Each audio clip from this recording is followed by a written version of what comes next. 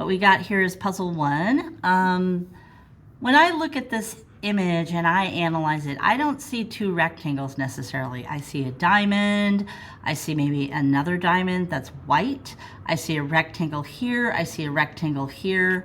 It says hint these 2 rectangles are white. No, I don't see that. I see 1 circle here, and that's pretty much it. So I've already downloaded this image. I'm going to go ahead and right click on this item. So your guys' right click has been disabled. So what I'm going to do is hit Control and click. That's our right click. So see where we have open and we have open with. I'm going to go ahead and say Adobe Illustrator. And then Adobe Illustrator will open up.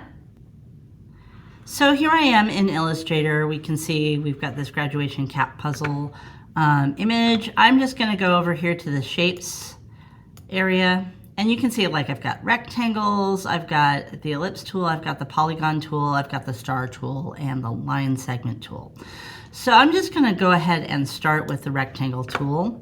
I'll just, I'm going to flip this so that it's black, and I'm going to change this color to something else, like one of my favorite colors, purple. So I'm going to ask you guys to change the color on this so that I can see that it's how well it's been done in relation to the black stuff. So click on OK. Like I said, I've kind of analyzed this and I'm thinking that this is probably a rectangle.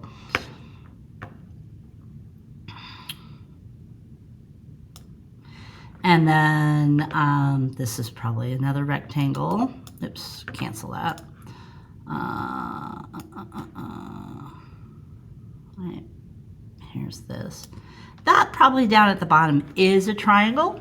So let's go to the polygon tool. Now that we've traced our rectangles, I'm going to go to the polygon tool. And it should be, like if I create this, I'm going to go ahead and just click once.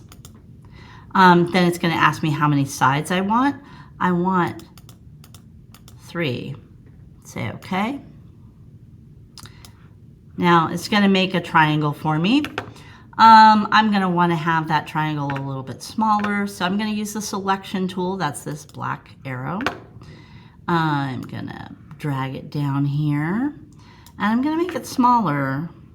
So I'll just, now you got to hold the shift key, otherwise it might distort your item. So that's good enough, I think. I don't want the stroke on it. Let's grab all of these guys and remove the stroke. So see this white here? I want to change that to none. I don't want a stroke on it. All right, now that I've got that, I am going to go to the polygon tool again. And I can just like make 2 triangles like this guy up here, but I really want a diamond. I think is going to be best. So I'm going to up that size to 4. Say OK.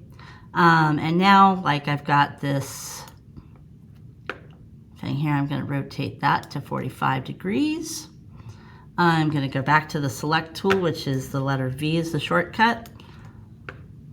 So here we can do this, and then I can just basically pull this out here, pull this out here, right? We've got this. It is, and I'm gonna pull this guy. That's not working. Command Z. Oh, I know. I'll use the direct select tool. So that's this little white arrow. And this allows me to individually select items. So vector points here, so I can just like grab this guy, just put him right there, put him over here. So I'm gonna select that guy and move him over. And then this one over here, right, and then this guy. So somewhere around here. Okay. Like I said, sometimes, and if you need to zoom in to get something a little more precise, you can hold the Option key and use the scroll wheel. So you can see like this isn't quite lining up, right? but I think I have snap to pixels. I'm going to hit the space bar to get the hand tool, so I can just kind of click and drag to see the other portions here. Click on this guy. Okay. Click on this guy. Pull him over. Like I said, I think I've got snap to pixels enabled on this. So now, if I double click, I should see like it at 100%. So let's do this circle, ellipse tool. If I need to, I can also hit Command R. That'll bring up my rulers, which will let me utilize the guides. So see how I just kind of clicked and dragged into here?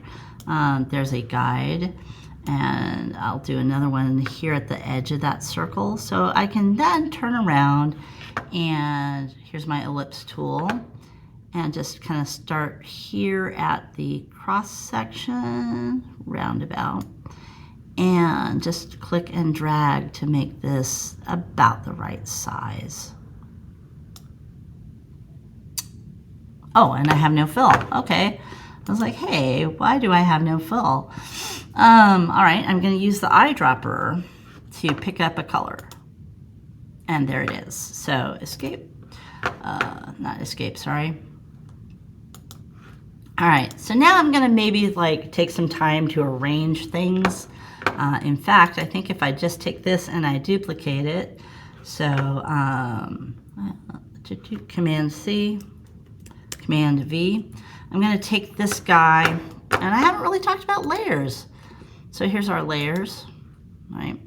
Here's our image at the bottom. Here is this new polygon, right?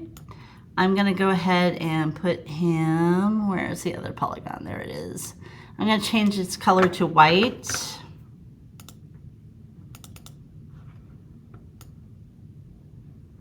Say okay. And I might even need to, this rectangle, put this on top here. So see how I've kind of brought that rectangle forward, and now I'm just going to take this guy and put him roughly into place like so. So now, this is what I got. One of the things that you can do to make this process maybe a little bit easier is to put your image on top. And then what I'll do is I'll make it a little bit less opaque. So where is this item?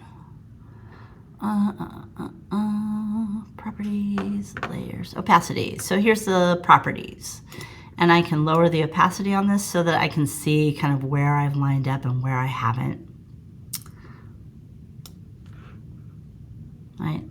I'm also going to see about locking that layer. So see this layer here, this image, I'll just go ahead and lock it. And that basically allows me to select the items that are underneath that layer. So I'm not too bad as far as this goes. Yeah, let's here, but this can be a little more precise, right? You can maybe get in here and say, this is pretty much, this is good enough, I think. If we hide this layer with the little eyeball, click on that, we can then see that this looks a lot like what we had before. So if I take off the thing there,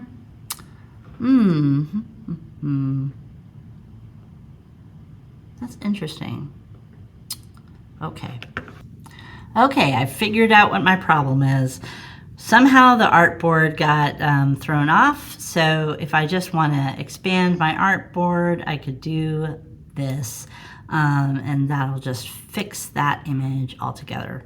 All right, and that's pretty much what I'm looking for. If you want, you can, well, that's interesting. Just all of a sudden did that. Nice. All right, so it made the artboard bigger. That's kind of what I expected. So that's what my problem was, that it wasn't the same size as what I'd originally set up or thought I had set up by just opening this image. Let's drag that color guide back there. All right, I'm gonna go ahead and close this little window. So that's it. That's what I want from you, is to just go through and make all your puzzles, kind of analyze the shapes. I mean, these are supposed to be hints, but you know, this is not how I would have approached this, as you can see. So you guys take your time, approach it as best you can. You can see here, like I've got some stuff that's a little bit off. No big deal, right? I've got the basic thing going on here. So like if I close this, it basically looks right? So that's kind of where we're at right now. Maybe I would fix this just a touch, because that's better. Yeah, that's better. So there you have it. If you have any questions about this assignment, let me know, and I'll see you in the next video. Happy rendering, everyone.